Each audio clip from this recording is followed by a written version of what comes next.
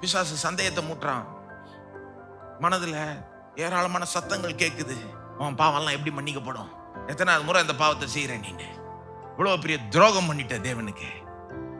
Correct தான், பாவம் செஞ்சாச்சு, துரோகமும் பண்ணியாச்சு. கரெக்ட் தான். பிசாசு சொல்றதுல சிலதெல்லாம் உண்மைதான்.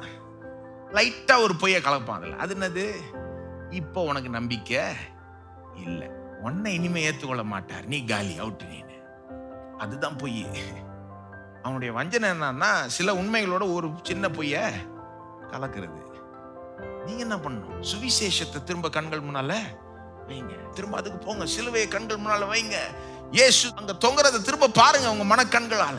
உங்களுக்காக தொங்குறத பாருங்க. எல்லாரும் சொல்லுங்க, எனக்காக. இயேசு மரித்தார்னு சொன்னா பத்தாதுங்க, எனக்காக மரித்தார். அங்கதான் வித்தியாசமே இருக்குது. பாவங்களை சுமந்தார்னு சொன்னா பத்தாது இல்ல, ஏன் பாவங்களை சுமந்தார். பாவம் தான் உங்களுக்கு சந்தேகத்தை கொண்டு வருதா? திரும்ப சிலுவையை பாருங்க. ஏன் பாவங்களை இயேசு சுமந்தார்.